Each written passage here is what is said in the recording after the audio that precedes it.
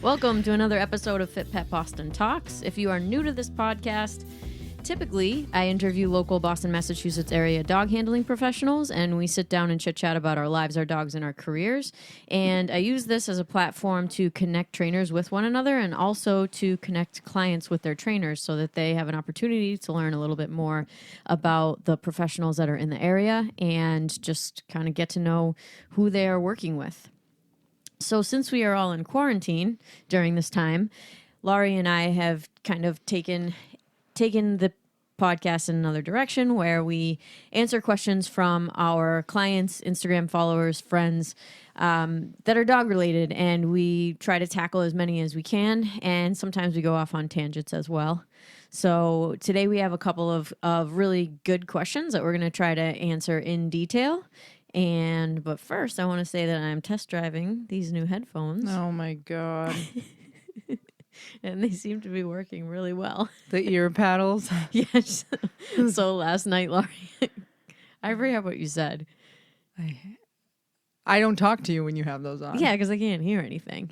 Well, you just enter another universe. I do. And that's fine, because it's the equivalent of going out.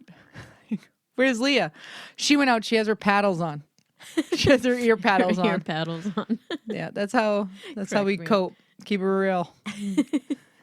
I know. I've made it kind of a goal of mine to listen to full albums instead of watching TV or scrolling around on my phone, and to just be kind of an active listener. So I have had a thing against Bluetooth for quite some time because it is like a necessary evil. But as somebody that does a lot of production, it's probably the least effective technological advancement because you just would never use it for Doesn't work. It just doesn't work, right? So you're at the gym and you walk by a metal beam and all of a sudden your headphones don't work, and the same thing can happen in a studio. Or is it too loud?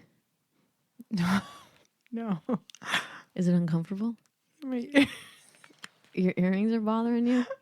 ears itch. I'm gonna go. Okay.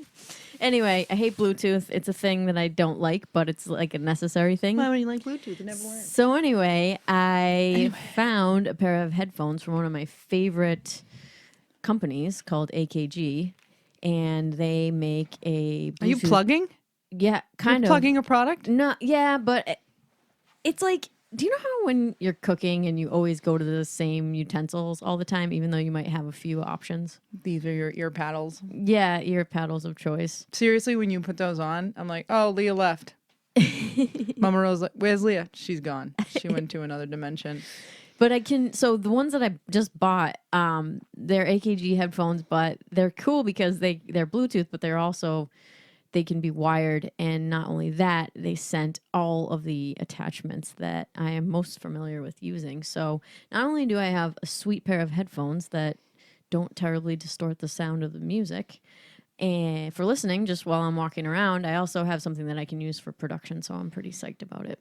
And they block me out. They do that too. You can tell the truth. If any of my dog people don't want to listen to me, I'll say, let me get you Leah's ear paddles. Yes.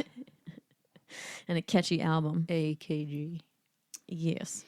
But anyway, and I have a microphone that's also like my favorite condenser microphone is an AKG microphone. So look at this. It's just a thing. I like the it's a natural thing, I guess. Just, you got to be you. I am. Can't stop me now. Sadly, I have to be me too. It's troublesome at times. Okay, so we got our ear paddles on. We have these questions from you folks. Again, if you're new to the podcast, please listen to some of the previous interviews. I'm sure you will enjoy them. And as soon as I am physically able to, I will resume interviewing folks face to face because that's an important thing for me to do. And it'll also alleviate some of the stress that Lori has been feeling lately, jumping on these podcasts with me because I think that she's awkwardly smiling right now. But anyway, I am looking forward to reconnecting with a lot of people. Shout out to, I specifically, Hannah-Lori and Corey from Boston for the Dogs. They've been doing a great job at keeping everybody connected. They have an awesome Facebook group if you're a dog trainer or a dog walker or dog handler called Trainers Supporting Trainers. So if you're interested in joining that group, if you are a professional, please just look it up on Facebook, Trainers Supporting Trainers. And it's thus far been a pretty great resource for dog trainers to connect with one another.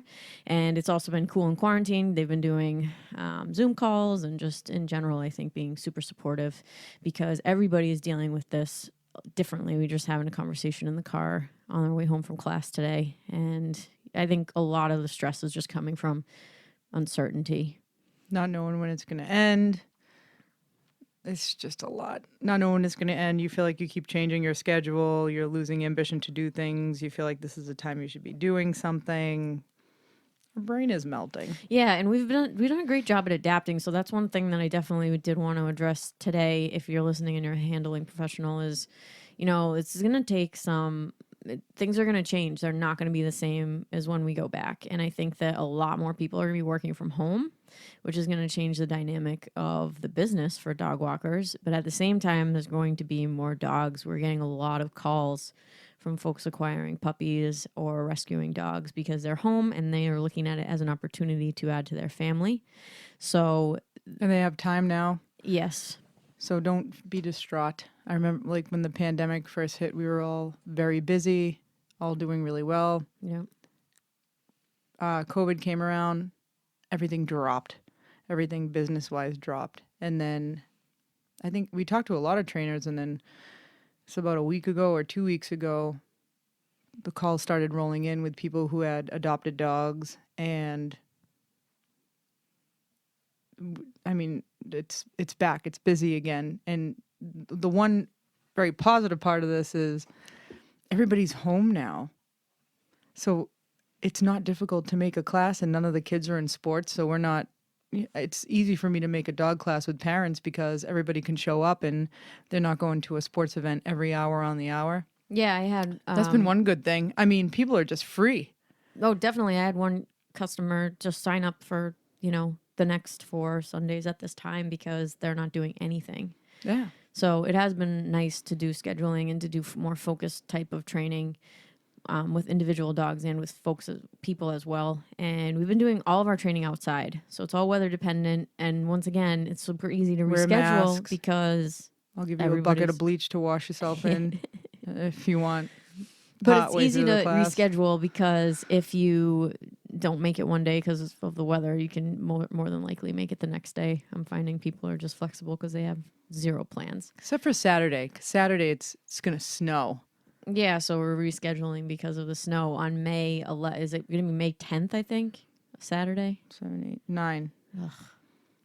And the weather fella, it's sweater weather. The weather fella said, "Oh, if you want, you can wake up in the middle of the night on Friday so you can watch the snowfall." No, I don't want to watch the snowfall. I want to watch the sunrise. I want to burn. I want to burn in the sun with a mask on my face. Tan lines. Yeah. Ooh, girl. Look at that mask line. I know. You're so pretty. I wore one all day outside in the sun last Saturday or Sunday, or maybe both days working. And at the farm. I was worried, but I did put sunscreen on and easily avoided that problem. But okay, let's get into some of these dog topics today. Dogs?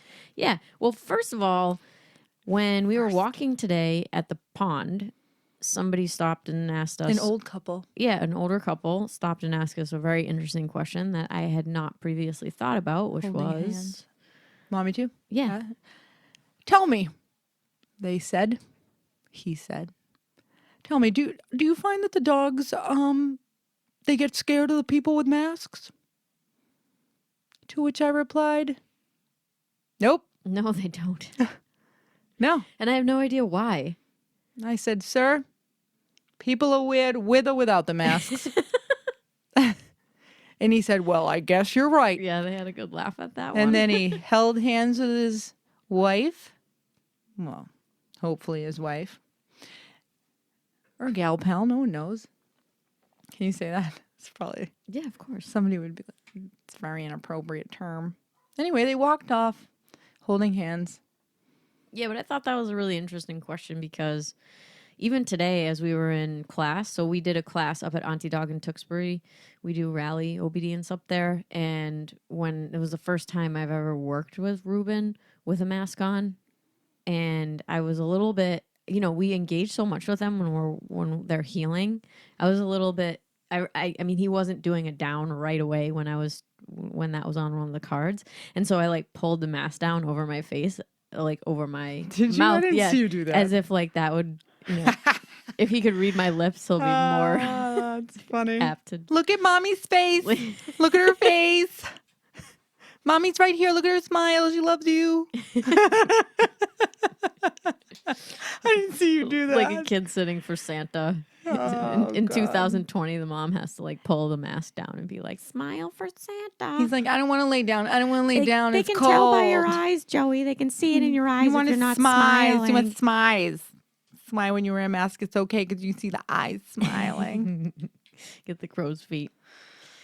Anyway, I don't have to worry because I don't smile. I thought that was an interesting. Question, and I don't really know why, because oftentimes if I put, I'll tell you what really teased the dogs off at the pond is the camera lenses on those like the 50-foot camera lenses. Yeah, on those cameras that they use to like take close-ups of birds and things like that. Every bird. Yeah, so it's just so odd. I do have a favorite bird now. Which one is it? The one that looks like it's wearing a jersey. The Oriole. The Oriole. I just love that guy. Love it. All black with a little splash of orange and yellow. Come on. Please fly. I was like, look at this thing. And he's like jet black too. It's like a suit. I swear to God, he visits every time, same spot, over the bridge. He's like, hey, Lori. I'm like, hey, buddy. And then we walk. Every time is he not there? There are a lot of Orioles. It's What so should we weird. call him? I never saw those growing up as kids, but lately squishy. they've been everywhere. Okay, let's get into it because we have a few puppy questions. Both questions are very similar, but I am going to take time to just read the scenario. And obviously, this goes without saying, but a podcast would not be the best place if you need actual dog handling advice, right? So we can give tips, we can tell you what we do, we can describe it to the best of our ability, but my advice to you would be to find a reputable trainer in your area if you're really struggling and set up a time, set up a class if they're doing I know a lot of people, including us, are doing virtual training classes. So if you are one of our clients and you've had a class, Those are a blast. Yeah. Hi, can you hear me? Can you see me? Can you see me? Can you see the full body? Can you see the dog? Yeah, it's tough. And stop. Hi, everybody waves. Walking around with the phone. Oh. Leave the phone in the same spot. Man, if you want to puke, please. They're like, let me show you the dog. We start spinning around. I'm like, Jesus, hold the phone. Hold her steady. Hold it steady. Steady. I'm getting a headache over here. Anyway. But I will say, I trained somebody in Jersey who was recommended to me by one of my college friends and trainer supporting trainers. I was able to find somebody in her area to follow through.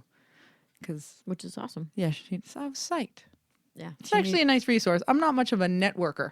Yeah. You taught me to network. I'm more of the networking type. Mm-hmm. That's how I met you, so. I like to hide. Good things can happen through, the proper networking channels. Well, I'm all set. Anyway. If I met you, we're all set now. Yep. Anyway, back to basics. What we're talking about today is puppies. Okay, go ahead. Go ahead, honey. To finish up the disclaimer, please, if you're really struggling, find a trainer in your area and set up a one-on-one class with them, whether or not it's virtual. Don't walk around with your phone if that's the case. It's tough. Or if it's in person, somehow modified. Like we're doing, everybody's wearing masks and we're providing hand washing and et cetera, and we're doing it outside. I worked on crate training outside. And I know that there are people who are doing classes as if COVID-19 is not even happening. So depending on what your level of need and comfort level is, there will be a trainer for you. Okay, so the two scenarios I have, scenario one, a couple weeks ago, my family got a puppy. My parents failed to crate train him and just kept him in their bed. Now, every time he's in the crate, he cries, barks, and kicks it until he's taken out and does not stop or tire himself like you'd think he would. Is there anything to do to make him more okay being in there and stop whining and barking, or do we just have to wait it out? And then the second scenario... So the dog kicks it. Let me out! You rat Take bastard. this. Scenario number 2 is I recently adopted a new puppy. He is a Boxer Lab Doxy mix. We are working on What does crate that training. look like?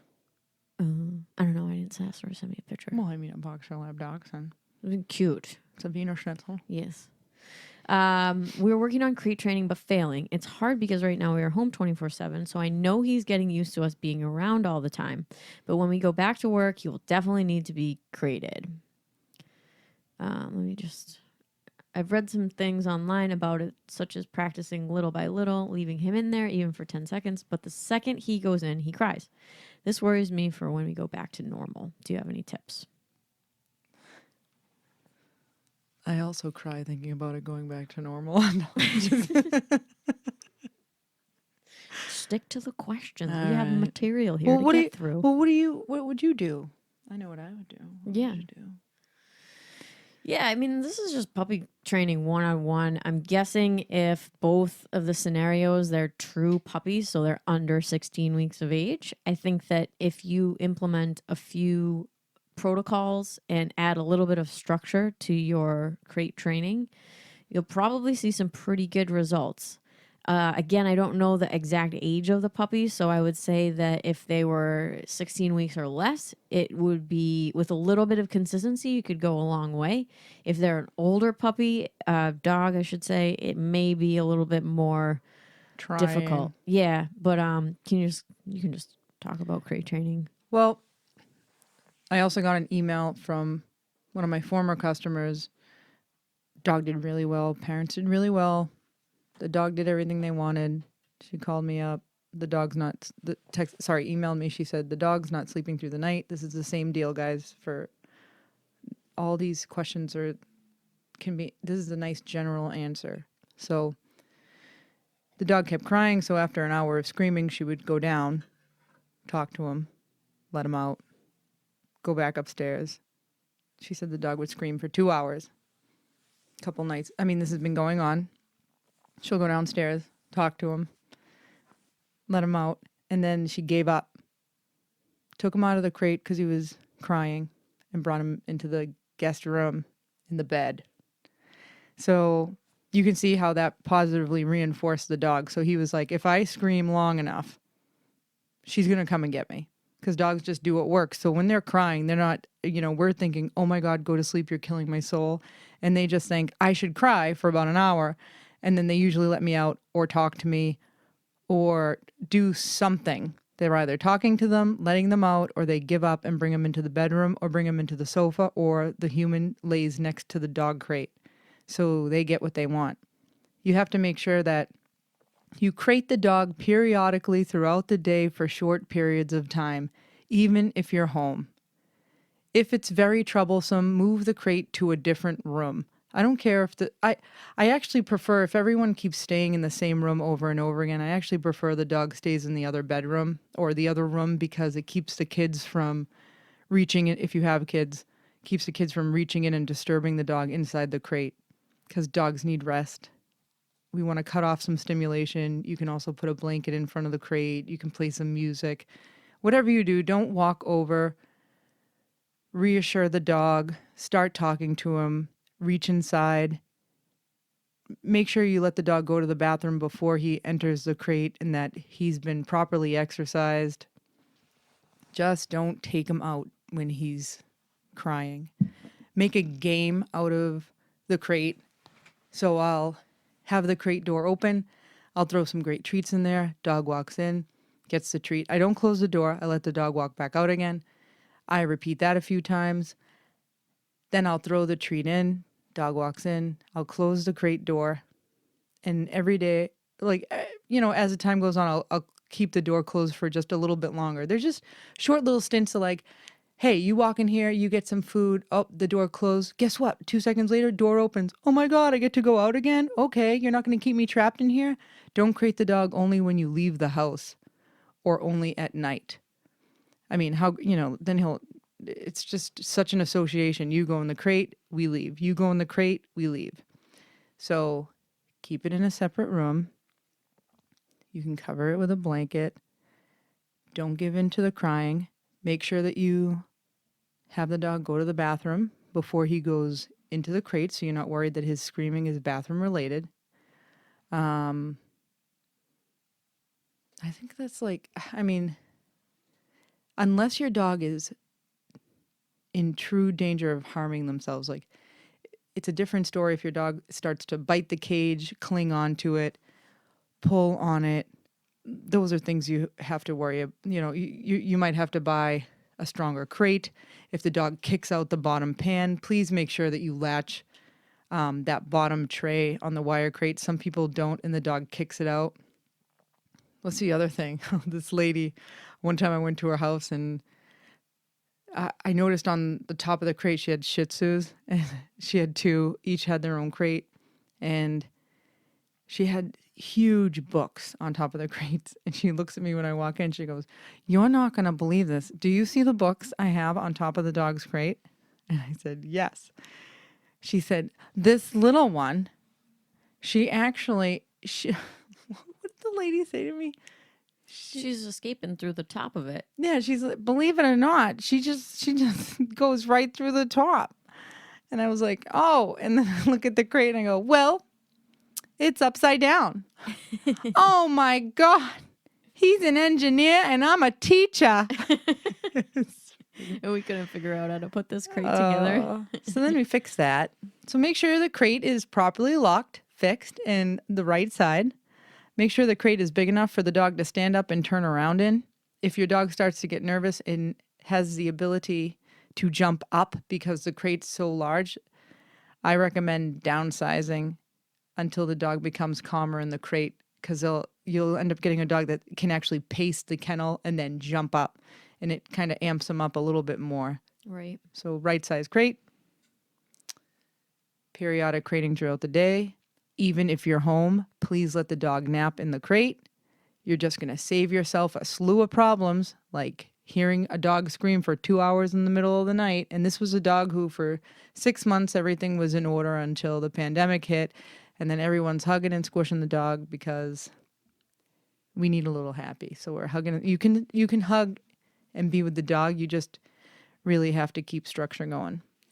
Yeah, one thing that I always like to say to people is you're not literally, but you literally should be sick and tired of bending over and opening up the crate all day with a puppy, because it's just constant. You're putting the puppy in, taking the puppy out, going to the bathroom, doing some training, puppy goes back in, puppy comes out, puppy. And it's not that this is going to last forever, but when you truly have a puppy, like we got Buddha at 7 weeks old, you are literally bending over, letting the dog in and out of the crate all day long. And it just becomes a normal thing that the dog does, is kennel up.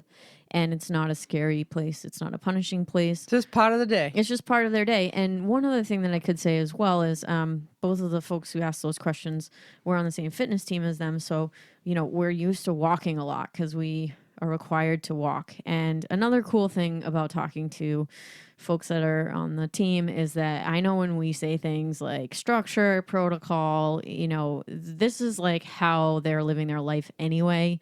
So just try to implement that like rigidity and precision and, just execution of what you're supposed to do with your dog, and it will work. You just need to have the good information. And the information for crate training is crate periodically throughout the day. Make sure that if you're, again, staying at home, working from home, that the dog is not in the same room as you. Or under your foot. Right, or under your feet. Because think about it this way. Even though you're creating periodically throughout the day, there are going to be times when you put the dog in the crate because you leave the house. So take that walk without your dog right now. Your dog's a puppy. It doesn't need 10,000 steps. It needs a few short walks a day in order to start learning leash manners and getting a little bit of exercise. So crate your dog when you go on your walk, when you go outside. Create time in smaller increments that you can spend with your dog outside. But if you're in the house with the dog and that's the only time you're practicing crate training, as soon as a dog starts to whine and complain, you're going to get up and you're going to do something. Even if it's something that's so simple as walking closer to the dog, that could be rewarding enough to make that barking and crying continue. They saw me. Yeah. They saw me. I see. They moved. They moved. Hey. They moved. Did you see them move? I saw them move. Woof.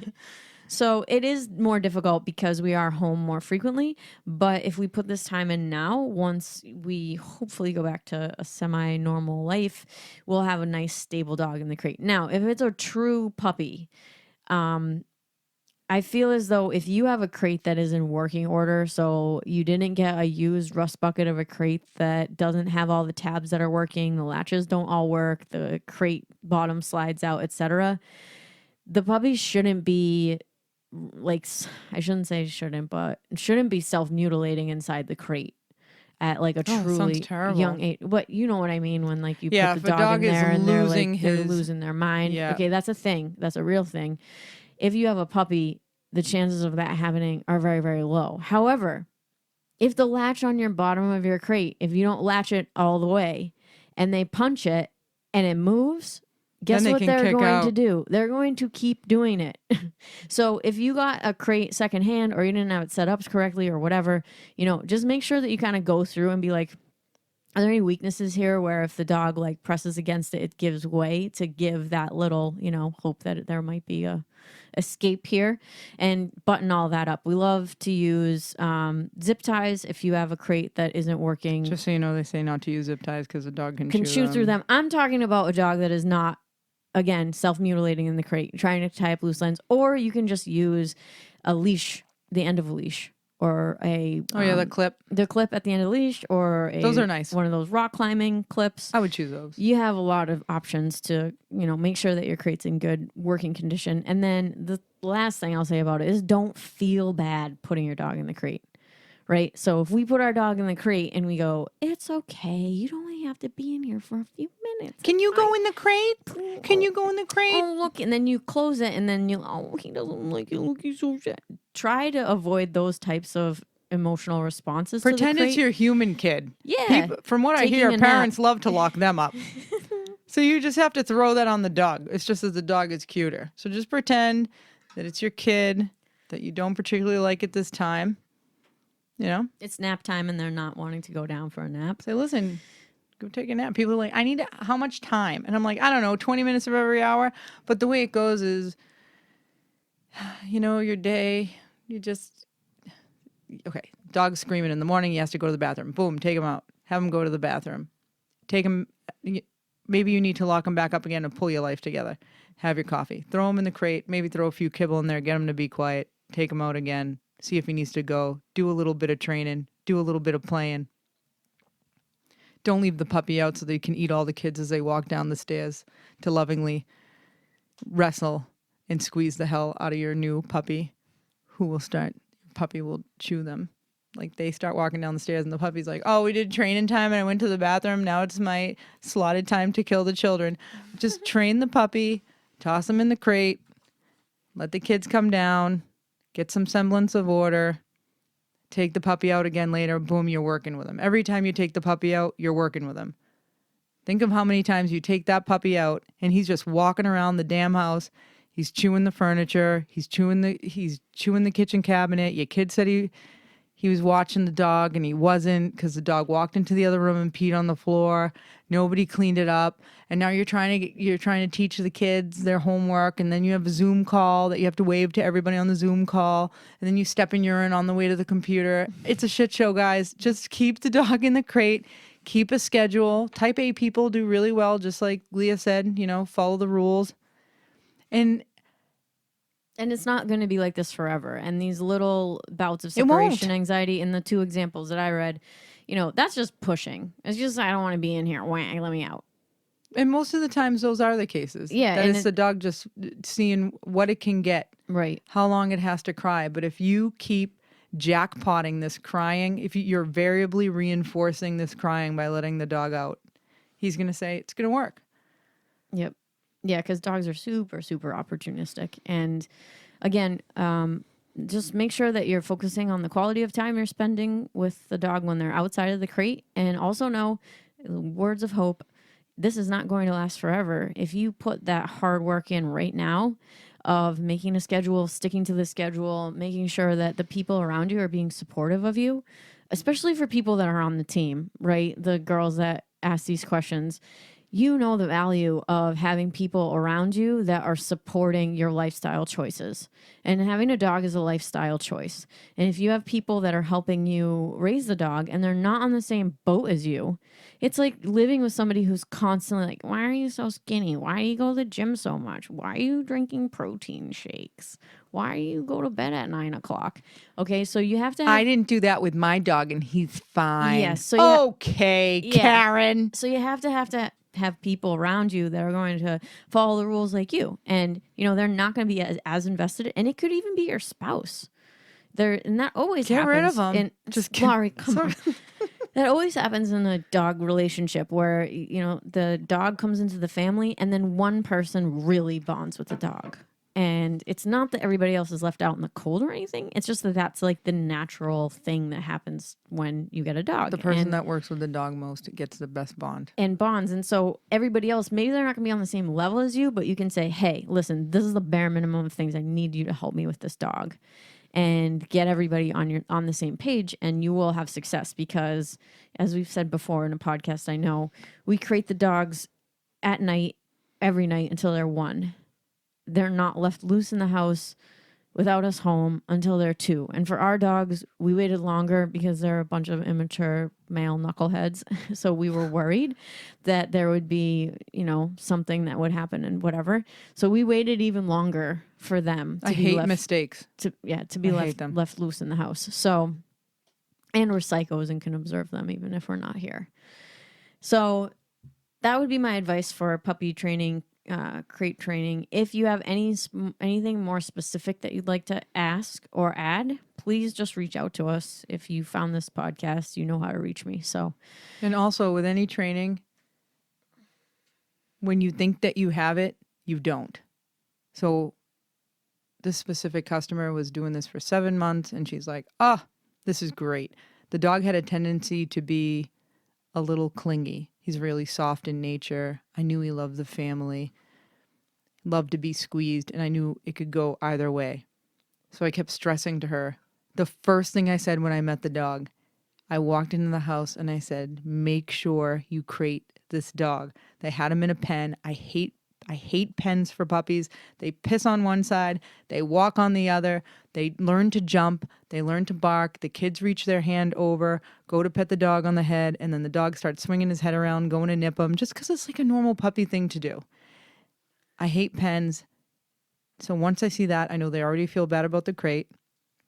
So I say, get rid of the pen, keep this dog in the crate at least until he's a year old. I assure people I do the same things with my dogs. He was 1.5 years old, Buddha, before he got to stay out of the crate at night.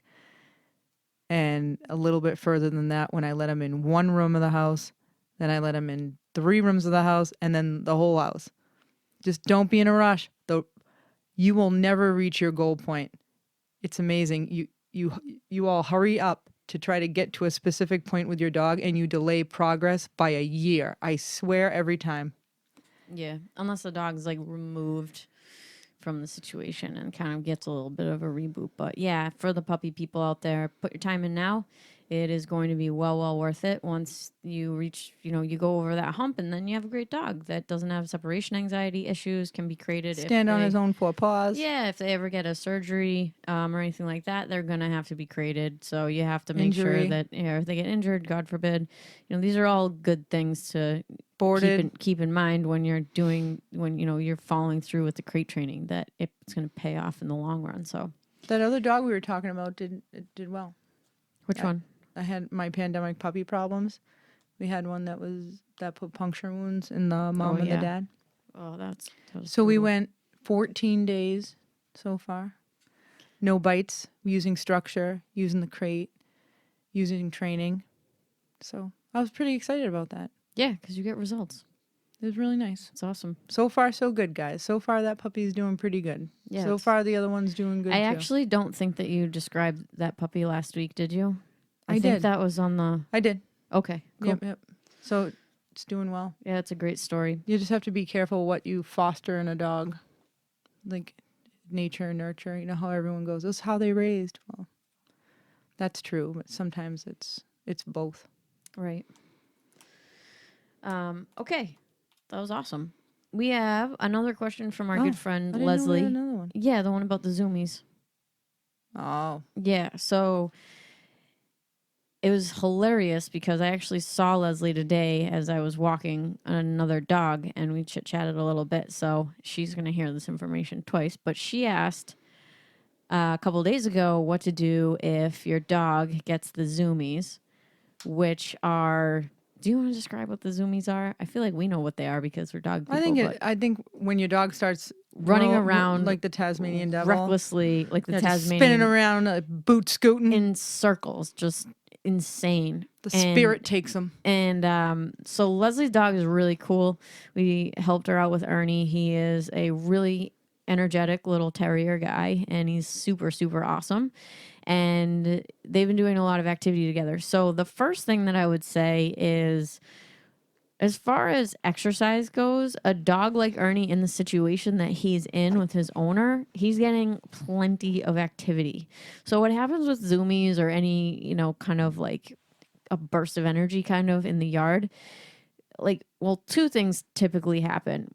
One, when it first happens, the owners are like, oh my God, that's so cute. Look at him running around so like an funny. idiot. It's hilarious. And somehow the dog I gets... think it's funny too. It is hilarious.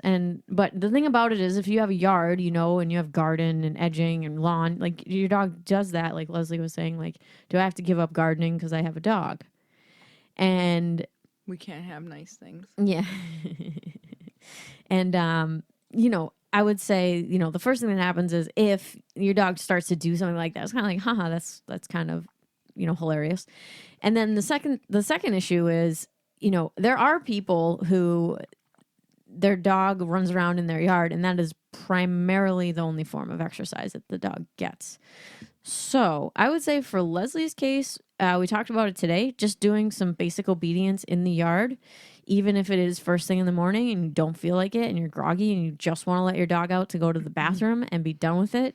I think that especially in Ernie's case, because he's trained and he's worked with us for a while, a little bit of structure for those outings will go a long way. So a few, recalls in the yard, doing some structured play with a ball in the yard, creating a bathroom spot for him so he has a place to go to the bathroom, which I'm sure he does by now, so that you can use that outdoor time really to X the dog. So the dog goes to the bathroom because we know that Ernie is going to get a long walk, a hike, or a mountain bike ride at some point during the day, or a field run, playing ball, etc. She does so much with that dog. So that would be my advice for a situation like that, as far as kind of controlling the zoomies. So if the dog starts to do it, you immediately put a stop to it by bringing them inside the house. If you're unable to, put a leash on the dog so that you have a little bit of control. Step on the leash. Again, I think in Ernie's case, just adding a little bit of structure, doing a few recalls with him, working on the things that I just talked about, I think will give, will bookend the experience a little bit and just kind of focus on, I'm going to let him out to go to use the bathroom. I'm not going to worry about him getting exercise right now because, he's going to get it at another time in the day.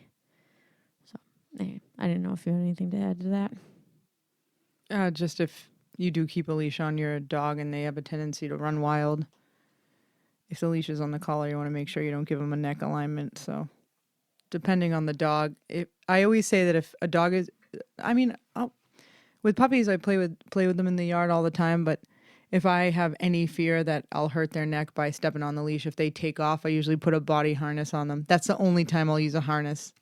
I hate them. I use them in the car. There's a seatbelt. I'll have a harness on the dog. And when we go to the field, because I do not want to step on the leash and have the dog, crack his neck. Yeah, totally. So that's, you need a good recall too, because you can snap the dog out of it. Oh, totally. And the thing is she has a great recall. Otherwise, she's different. So other know, parents don't have like a good recall. They'll just be calling the name and the dog will flip them to hit the tail and their ass is still on fire. So right. And one of the things that she said to me when we were kind of finishing up our conversation, and she was just like, is my dog ever just going to be able to, am I ever going to just be able to let him out in the yard? And I said, I have the same dog. I have the same problem. I feel your pain. We let our dogs in there at the door. Excuse me. Yeah, but if we let them out so our yard is separated. So like basically there's like a part with no grass and then there's a part with grass. When we let them X on the part with no grass. So they're used to going to the bathroom in that spot. But if we opened up the whole yard to them just open the door, I mean, there would be holes from here to China. And, Buddha digs holes, Reuben digs holes. It would just be, it really would be a nightmare. I don't mind dogs playing in the yard. Like, we have the nice old Sicilian yard in the front where we keep it nice and pretty and flowers and get off the grass. And then we have the other one in the back where we pray for grass. We seed it. It looks good from afar. Good from far. Up close, it looks like it's nice and green. You wouldn't even know.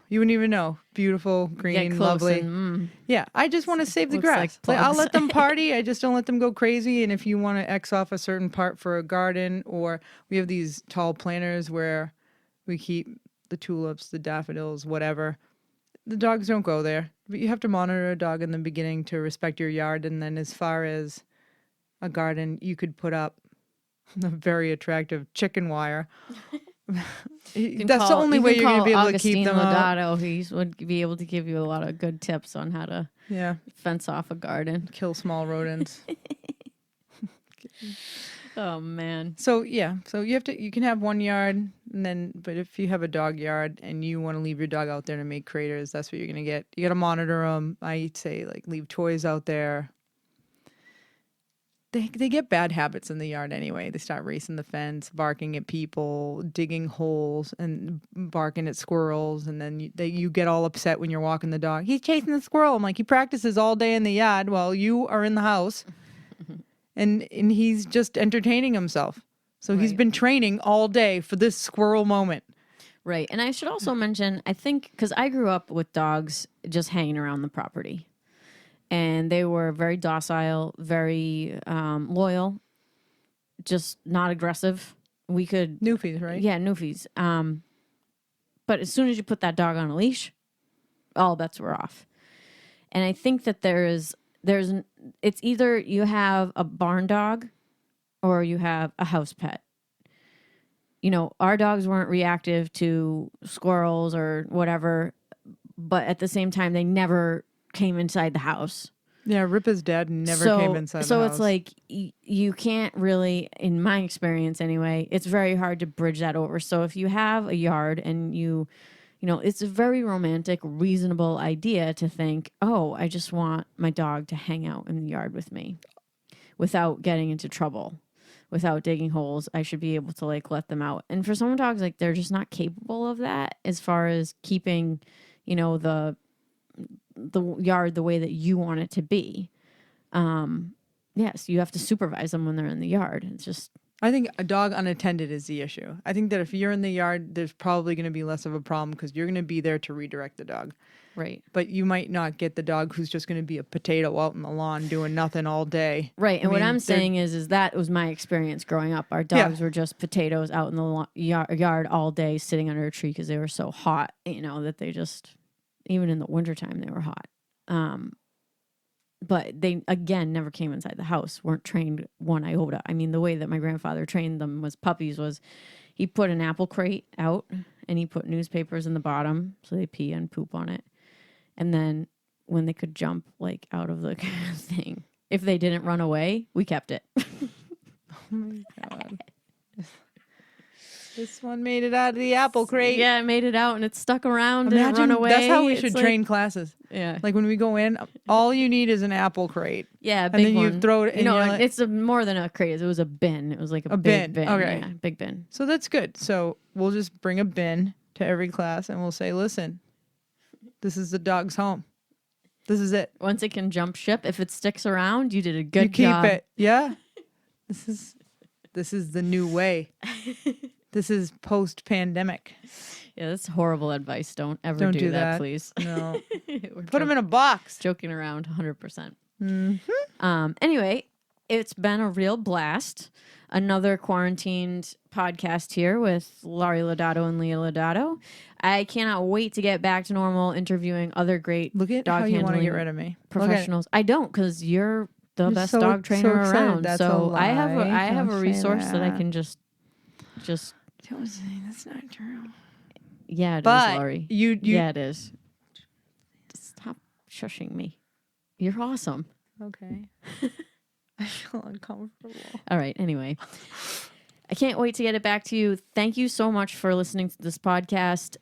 Again, if you're into it, if you like it, please subscribe, share, and help me keep going with the podcast. And it really helps when you just hit that like button and hit the star button, and share with your friends and such, because I really do try to put some good questions together and try to give you guys some useful information. So again, thank you very much. Another episode of Fit Pet Boston Talks. I will hear from and see, not really, all of you guys soon.